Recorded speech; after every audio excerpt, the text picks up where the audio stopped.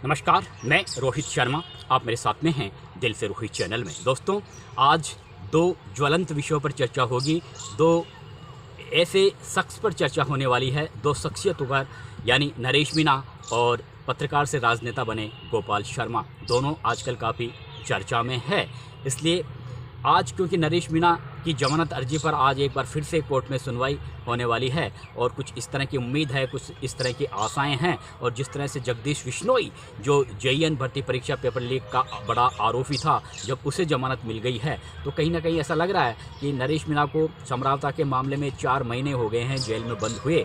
और जिस तरह से भजनलाल शर्मा की नरेश मीणा के पिता से, आंदोलनकारियों से पिछले दिनों जिस तरह से एक अच्छे माहौल में बातचीत हुई थी और भजनलाल शर्मा ने पूरा विश्वास दिलाया था कि दूध का दूध और पानी का पानी होगा, नाइंसाफ़ी नहीं होगी इस मामले में। और बातचीत के बाद में जिस तरह से नरेश मीणा के पिता खुशी खुशी बाहर आए थे और उन्होंने खुद विधानसभा का घेराव का जो कार्यक्रम था उसे स्थगित करने की घोषणा की थी, तो इन तमाम परिस्थितियों को देखते हुए अब ऐसा लगता है कि आज नरेश मीणा को जमानत हो सकता है कोर्ट की ओर से मिल जाए। होली का त्यौहार नरेश मीणा अपने परिजनों के साथ, अपने समर्थकों के साथ होली का त्यौहार खुशी खुशी मना ले। लेकिन संभावना इस तरह की भी है कि अगर नगरकोट थाने में अभी 2 मामले पेंडिंग पड़े हुए हैं, समरावता से जुड़े हुए मामले हैं और 4 मामले दर्ज हुए थे, उनमें 2 मामलों की जांच अभी बाकी है नरेश मीणा को लेकर।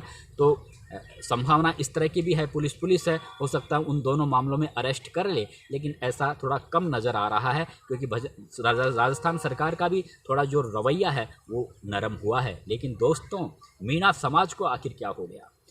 अभी पिछले कुछ महीनों से लगातार मीणा समाज की मीटिंगें हो रही है। पूर्व विधायक पहुंच रहे हैं, वर्तमान विधायक पहुंच रहे हैं, डॉक्टर किरोड़लाल मीणा जैसे शख्स पहुंच रहे हैं, लेकिन मीणा समाज की बैठकों में नरेश मीणा का मुद्दा चर्चा का विषय कभी बना ही नहीं। अगर कुछ मीटिंगों में नरेश मीणा को लेकर अगर कुछ चर्चा भी होती है, कुछ दबंग नेता इस मामले को उठाने की भी कोशिश करते हैं तो उन्हें बिठा दिया जाता है, दबा दिया जाता है। तो आखिर ऐसा क्यों? नरेश मीणा एक जुझारू नेता है, संघर्षशील नेता है।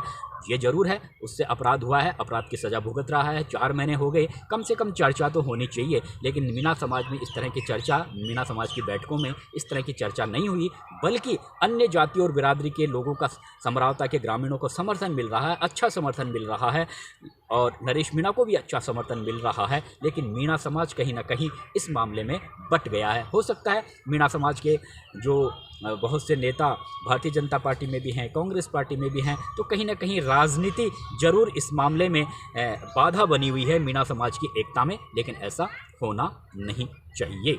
अब दोस्तों, मैं एक इस पर थोड़ा आगे और चर्चा करूंगा, लेकिन आज मैं चर्चा इस बात की भी करूंगा कि गोपाल शर्मा एक अच्छे पत्रकारों में इनकी गिनती होती है। और जब वो लिखा करते थे, आजकल भी लिखा करते हैं, लेकिन जब वो लिखते थे तो उनकी लेखनी कभी भी सांप्रदायिकता से भरी हुई उनकी लेखनी नहीं रही। यानी हिंदुस्तान की एकता, समानता, प्यार मोहब्बत जैसी उनकी लेखनी रही है और काफ़ी अच्छे पत्रकार वो रहे हैं। लेकिन जैसे ही उन्होंने चुनाव लड़ा और जैसे ही वो पत्रकार से राजनेता बने और पहली बार उन्होंने चुनाव लड़ा, पहली बार में वो विधायक भी चुन लिए गए, लेकिन अब लोगों को ऐसा लगता है कि गोपाल शर्मा एक सरल सौम्य स्वभाव के जो व्यक्ति थे, अचानक उनमें इस तरह का बदलाव कैसे आ गया?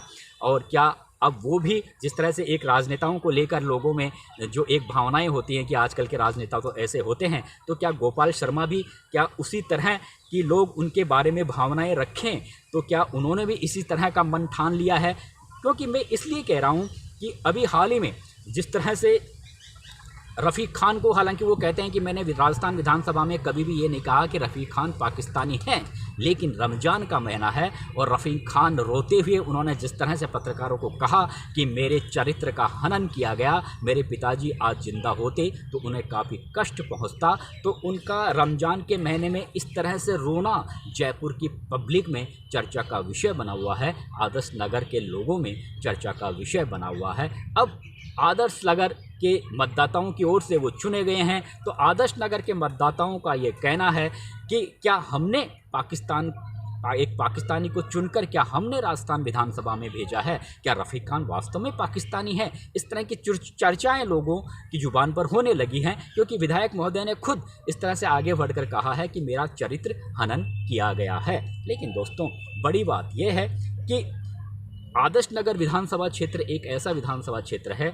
जहां पर कोई भी राजनेता हो, चाहे वो भाजपा को हो, कांग्रेस का हो या किसी अन्य दल का हो, कोई भी राजनेता अगर ये सोचकर कि मैं मुसलमान मतदाताओं के दम पर विधानसभा में पहुंचूंगा तो वो गलत सोचता है। अगर कोई भाजपा का नेता ये सोचता है कि मैं हिंदुओं के मतों के आधार पर, उनके दम के आधार पर राजस्थान विधानसभा में पहुंचूंगा तो वो गलत सोचता है, क्योंकि आदर्श नगर विधानसभा क्षेत्र एक ऐसा विधानसभा क्षेत्र है जहां पर हिंदू और मुस्लिम दोनों मतदाताओं की संख्या अच्छी तादाद में है और वो ही व्यक्ति चुना जाता है जो हिंदू और मुसलमान दोनों कम्युनिटी के वोट हासिल करता है। किसी एक कम्युनिटी के वोट हासिल करने पर राजस्थान विधानसभा में आदर्श नगर से कोई भी राजनेता राजस्थान विधानसभा में नहीं पहुंच सकता। उसका कारण आप देख सकते हैं, अशोक परनामी 2 बार इसी विधानसभा क्षेत्र से विधायक चुने गए हैं। तो इसका मतलब ये नहीं है कि हिंदू मतदाताओं के दम पर वो राजस्थान विधानसभा में पहुंचे थे, उन्हें मुसलमान मतदाताओं का भी अच्छा सपोर्ट मिला था, इसीलिए वो विधानसभा में 2 बार पहुंचे, 1 बार नहीं 2 बार पहुंचे। और अशोक परनामी ने तो माहिर आज़ाद को हराया था। इसी तरह से रफ़ीक खान भी सिर्फ वो भी जानते हैं कि रफ़ीक खान भी ये खुद जानते हैं कि मुस्लिम मतदाताओं के मतों के आधार पर वो राजस्थान विधानसभा में नहीं पहुंचे हैं। और बड़ी बात यह है कि रफ़ीक खान ने जो 2 चुनाव लड़े हैं, हमने देखा है कि हिंदू समाज के कारोबारियों ने उनका पूरा चुनावी मैनेजमेंट देखा और हिंदू समाज का तो हो सकता है मुसलमान वोटरों से ज़्यादा हिंदू समाज ने उन्हें वोट किया है और उसी वजह से वो राजस्थान विधानसभा में पहुँचे हैं। इसलिए अब जिस तरह से गोपाल शर्मा कहते हैं, वो तो साफ कहते हैं कि मैंने रफ़ीक खान पाकिस्तानी है ये मैंने राजस्थान विधानसभा में कभी नहीं कहा, तो मैं खेद प्रकट क्यों करूं। लेकिन अगर उन्हें ऐसा लगता है और कि मैंने उनके बारे में जब मैंने इस तरह से कोई बोला हो और फिर उन्हें दर्द होता है तो चोर की दाढ़ी में तिनका, यानी उन्होंने एक तरीके से अप्रत्यक्ष रूप से इस विषय पर पलटवार भी कर देते हैं। लेकिन लोगों का कहना है कि पिछली गहलोत सरकार में जिस तरह से एक सैनिक के मामले को लेकर रफ़ीक खान चर्चा में आए थे, उनकी पत्नी कोई स्वास्थ्य विभाग में नौकरी करती थी और उस मामले में एक मामले में वो जो जिस तरह से चर्चा में आए थे, जिस तरह से सैनिक की पत्नी को काफ़ी बेइज्जत करने का जो मामला था और उस सैनिक को वीरता का पुरस्कार भी मिला हुआ था, तो उस पूरे मामले को लेकर जिस तरह से रफ़ीक खान की काफ़ी टांग खिंचाई हुई थी उस पूरे मामले को लेकर, तो कहीं वो गुस्सा तो गोपाल शर्मा के दिलो दिमाग पर अभी छाया हुआ नहीं है, क्योंकि पत्रकार हैं और जब कोई सामने कोई गलत परिदृश्य देखते हैं तो फिर पत्रकार को लगता है कि इस मामले में गलत हो रहा है।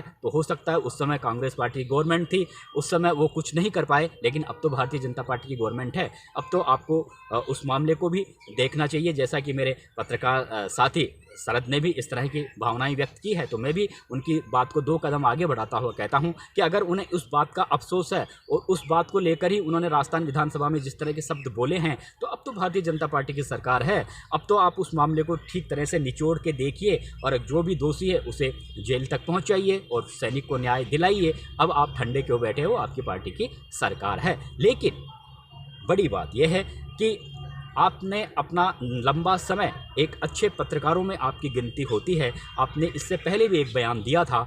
वो जिस तरह से कांग्रेस पार्टी शिवचरण माथुर को लेकर, शिवचरण माथुर की सरकार थी, उस समय कहा गया था कि डॉक्टर किरोड़ीलाल मीणा का एनकाउंटर करवाना चाहती थी कांग्रेस पार्टी।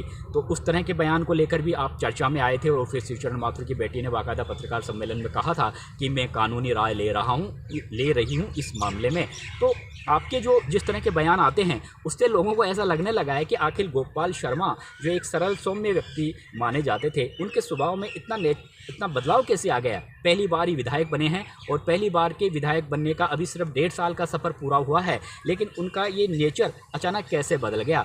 जब वो पत्रकार थे तब तो काफ़ी शालीन थे, सौम्य थे और इस तरह के शब्दों का जो इस्तेमाल वो अपनी लेखनी में भी नहीं किया करते थे। भले ही वो अयोध्या के राम मंदिर मामले से काफ़ी समय तक जुड़े हुए थे गोपाल शर्मा, और मैं अयोध्या नाम की किताब भी उन्होंने लिखी है बहुत पहले।